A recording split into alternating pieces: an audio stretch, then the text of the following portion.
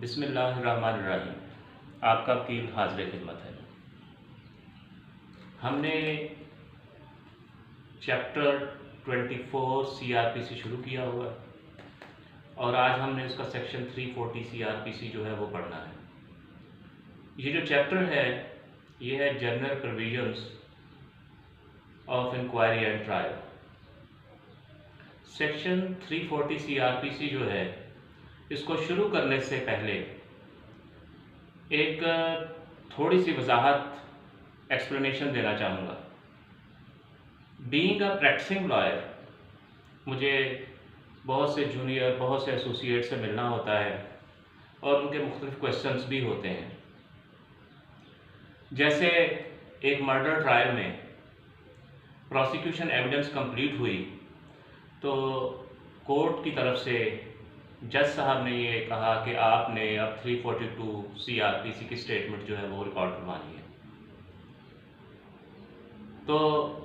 एक जूनियर का सवाल था जो बिल्कुल न्यू कमर था। उसने मुझसे पूछा कि सेक्शन 340 सीआरपीसी जो है 340 से 42 से पहले आता है, तो स्टेटमेंट हमें ये कहा जा रहा है कि आप 342 की करवाएं।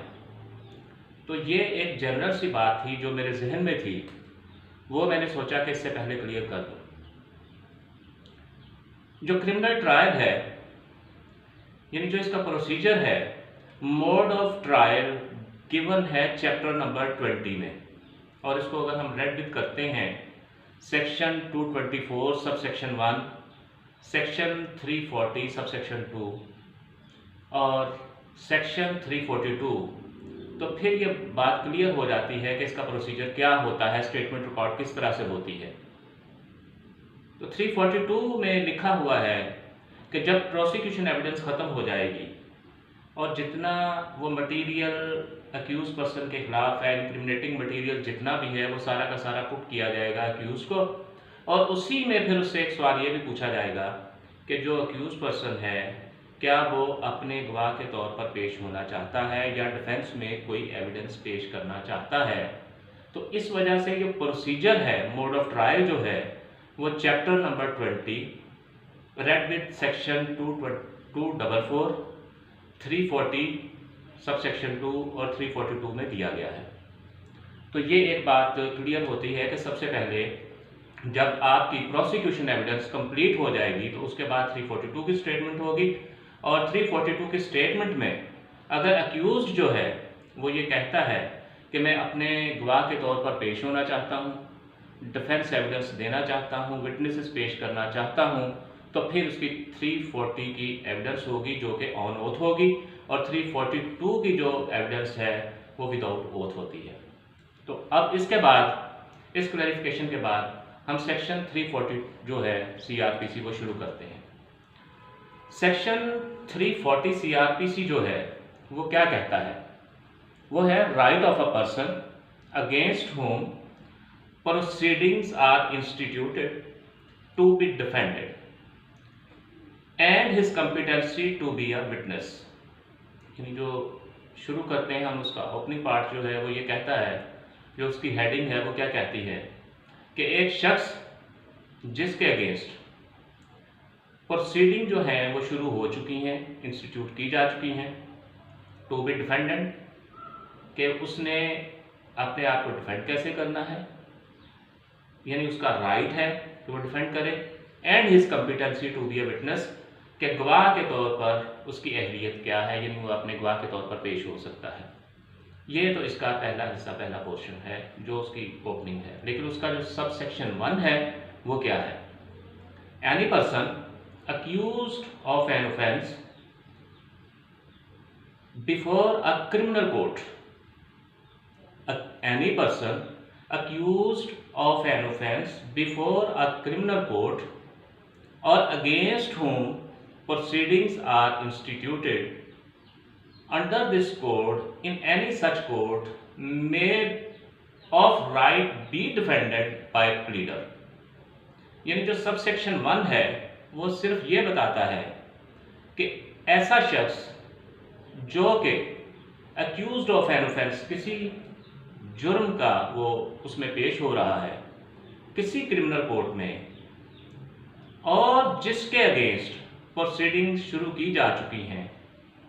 इस कोर्ट के मुताबिक उसी कोर्ट में may of right be defended by pleader, यानी उसको वकील के जरिए से, उसको एडवोकेट के जरिए से, प्लीडर के जरिए से उसको राइट है कि वो अपने आप को डिफेंड करे। यानी सेक्शन 1 सिर्फ ये बताता है कि वह शख्स जिसके खिलाफ किसी जुर्म में प्रोसीडिंग स्टार्ट हो चुकी हैं, इंस्टीट्यूट हो चुकी हैं, तो उसको प्लीडर के जरिए से अपने डिफेंस का राइट हासिल है। अब इसमें एक चीज़ थोड़ी सी वजाहत मैं करता चलूँ। कुछ चीज़ें ऐसी हैं कि अगर किसी शख्स को ये राइट नहीं दिया गया और उसका ट्रायल कंप्लीट हो जाता है, तो उसकी जो पनिशमेंट है वो इलीगल हो जाती है। इसमें नंबर ऑफ जजमेंट्स मौजूद हैं कि स्पेशली इन चार्ज ऑफ, यानी जिसमें चार्ज जो है वो कैपिटल पनिशमेंट का होगा। तो वैसे अगर कोई शख्स, कोई अक्यूज पर्सन जो है, he is unable to engage a pleader, तो ये स्टेट की जिम्मेदारी है कि उसके लिए कोई वकील, कोई एडवोकेट, कोई प्लीडर जो है वो अपॉइंट करे ताकि वो उसका ट्रायल जो है उस तरह से चलाया जा सके। अब इसमें सब सेक्शन 2 जो है, यानी सब सेक्शन 1 जो पढ़ा वो तो ये कहता है कि उसको डिफेंड करने का प्लीडर के जरिए से उसको राइट हासिल है। अब सब सेक्शन 2 क्या कहता है? Any person accused of an offense before a criminal court or against whom proceedings are instituted under this code in any such court shall, if he does not plead guilty, give evidence on oath in disproof of the charge or allegation made against him or any person charged or tried with him at the same trial। उसमें वो बताता क्या है कि वो शख्स, जैसा कि पहले हमने जो पहला सेक्शन पढ़ा था इसका, सब सेक्शन 340 का सब सेक्शन 1 पढ़ा था, उसके मुताबिक ही है कि कोई शख्स जिसके खिलाफ कोई कार्रवाई जो है शुरू की जा चुकी है किसी क्रिमिनल कोर्ट में, अगर वो if he does not plead guilty, यानी वो अपना जुर्म जो है उसको नहीं मानता है, वो कहता है कि मैंने ये काम नहीं किया है, गिव एविडेंस ऑन ओथ, यानी ये यहाँ पे ये फर्क आ गया 342 का और 340 का कि वो एविडेंस जो है ऑन ओथ देगा इन डिसप्रूफ ऑफ द चार्ज और एलिगेशन, यानी जो चार्ज फ्रेम हुआ है उसके ऊपर या जो एलिगेशन है उनको डिसप्रूव करने के लिए वो एविडेंस देगा ऑन ओथ। और एनी पर्सन चार्ज और tried with him at the same trial, या कोई दूसरा शख्स जिसके खिलाफ इसी किस्म का ये ट्रायल हो रहा है उसके साथ ही उसके लिए भी। अब यहां से जो ट्रायल की बात की, इसके बाद एक आ जाता है प्रोवाइजो, प्रोवाइडेड क्या है? ही शैल नॉट बी आस्क्ड, यानी उससे पूछा नहीं जाएगा, एंड इफ आस्क्ड, अगर पूछ लिया जाएगा, यानी उससे पूछा नहीं जाएगा। क्या पूछा नहीं जाएगा? अगर पूछ भी लिया जाएगा, shall not be required to any question tending to show that he had committed or been convicted of any offence with which he is being tried or is of bad character. That, अब हमने ये कहा कि provided he shall not be asked, उससे पूछा नहीं जाएगा, and if asked, और उससे पूछ भी लिया जाता है, shall not be required to any question tending to show that he had committed or been committed of any offense with which he is being tried or is of bad character, यानी उसके किरदार के बारे में अव्वल तो उसके बाद पूछा नहीं जाएगा। अगर उससे पूछा भी जाता है तो वह पाबंद नहीं है उन सवालों का जवाब दे जो उस केस में उसे जो है उसका मुल्जिम ठहराते हों, जिससे उस पर इल्ज़ाम साबित होता हो, यानी मुजरिम साबित होता हो। अनलेस, अब फिर ऊपर जो प्रोवाइडेड था, जो प्रोवाइजो था, उसी के बाद उन्होंने अनलेस कर दिया कि उससे पूछा जा सकता है। किन सूरत हाल में? उन्होंने 3 उसकी सूरत हाल नीचे बता दी कि इन सूरत हाल में ये पूछा जा सकता है। Number one, the proof that he has committed or been convicted of such offence is admissible in evidence to show that he is guilty of the offence with which he is charged or for which he is being tried. यानी पहले proviso में जो कहा था उन्होंने नहीं पूछा जाएगा, पूछा भी जाएगा तो जवाब नहीं देगा, लेकिन वो कहते हैं कि ये unless the proof that he has committed or been convicted,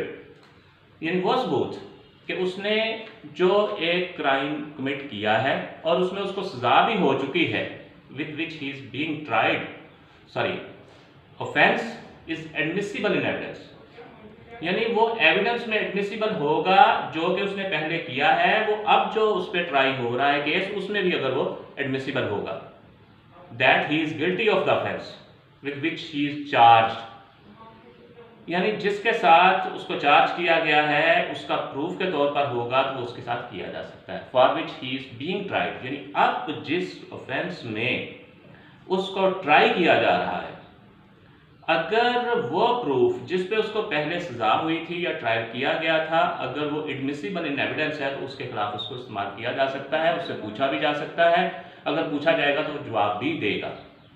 पहले कहा था नहीं पूछा जाएगा, अब ये कह दिया कि अगर पहला जो उसने कमिट किया था उसमें उसको सजा हुई है, कन्विक्टेड है वो, और या उसने वो कमिट किया था, तो वो प्रूफ अगर एडमिसिबल इन एविडेंस है इस केस में तो उसके खिलाफ हो सकता है। जो उसका सेकंड पोर्शन है, सॉरी सबसेक्शन 2 का, इसका सेकंड पे जो है, he has personally or by his pleader asked question of any witness for the prosecution with the view to establishing his own good character or has given evidence of his good character. He has personally, यानी उसने खुद या जो उसने एक pleader मुकर्रर किया है उसने प्रोसिक्यूशन विटनेस से कोई एक ऐसे क्वेश्चंस किए हैं जिससे उसका साबित करना यह मकसूद है कि उसका करैक्टर अच्छा है या वो एक अच्छे करैक्टर का है और उसका अच्छा करैक्टर रखता है। अगर ये चीज़ें उसने पूछी हैं तो फिर उसके बारे में वो चीज़ें जो हैं उससे पूछी भी जा सकती हैं और उसको जवाब भी देना होगा। थर्ड पे है, he has given evidence against any other person charge with or trial for the same offence, यानी जिस ऑफेंस के लिए उसका ट्रायल हो रहा है उस ट्रायल में उसके साथ जो को अक्यूज्ड हैं सेम ऑफेंस में, उसने क्या किया, has given evidence against any other को, यानी जो दूसरे को अक्यूज्ड हैं उनके खिलाफ उसने कोई एविडेंस दी है सेम ऑफेंस में, तो तब भी उसके साथ उन सवालों का उसको जवाब देना पड़ेगा और उसको एविडेंस अगर पूछी जाएगी और उससे सवाल पूछे जाएंगे तो देने होंगे। ये जो सेक्शन 340 है, ये इसके सारे ये जो सेक्शन सब सेक्शन 1 और सब सेक्शन 2 है, ये इसका लैंग्वेज है। अब इसमें जो बताने वाली बात थी वो मैंने पहले बता दिया कि जो 342 है उसको क्यों पहले किया जाता है, लेकिन इससे पहले मैंने जो इसका सेक्शन सब सेक्शन 1 था उसके बारे में बताया था कि ये मोड ऑफ ट्रायल जो है वो चैप्टर 20 में दिया गया है। रेड विद है सेक्शन 244, 342 सब सेक्शन 2 और 342 सब सेक्शन 1, ये इन चीज़ों में है जिसमें बयान किया गया है कि इस तरह से इसका जो है वो ट्रायल होगा। हमने ये भी बताया कि वो जो डिफेंड है वो उसको प्लीडर के जरिए से करने का राइट दिया जाएगा। ये इसका एक स्टैट्यूटरी राइट है, यानी इसको स्टैट्यूट ने प्रोवाइड कर दिया है कि ये राइट है, आपको जो प्लीडर है वो दिया जाएगा, उसको एडवोकेट की जो सहूलत है वो दी जाएगी, यानी as a matter of right है, special particularly in capital punishment cases. और अगर इन केसेस में उसको वो राइट नहीं दिया गया, उसको अपॉर्चुनिटी नहीं दी गई, तो मतलब उसको वो जो ट्रायल होगा, वो जो उसके ऊपर उसको पनिशमेंट होगी वो इलीगल होगी। तो अगर उसके पास जो अक्यूज पर्सन है having restraint of financial type, अगर उसके ऊपर कोई फाइनेंशियल रिस्ट्रेंट है तो स्टेट जो है उसका एक्सपेंस जो है करेगी और उसको वो अक्यूज पर्सन है उसको प्लीडर जो है वो देगी। ये सेक्शन 340 CRPC था। इसके बाद हम सेक्शन 341 और 342 की तरफ जाएंगे। 341 को अगर दरमियान से निकालें तो 342 जो है उसका नेक्सस 340 से आ मिलता है कुछ हद तक कुछ चीज़ों में। इनकी क्लैरिफिकेशन के लिए हमें ये ज़रूरी होता है कि दोनों सेक्शन को इकट्ठा देख लें। तो सेक्शन 341 थोड़ा सा करने के बाद फिर हम सेक्शन 340 की तरफ जाएंगे नेक्स्ट लेक्चर में। उसके बाद हम इस पे बात करेंगे। उस वक्त तक के लिए अल्लाह हाफिज़, थैंक यू।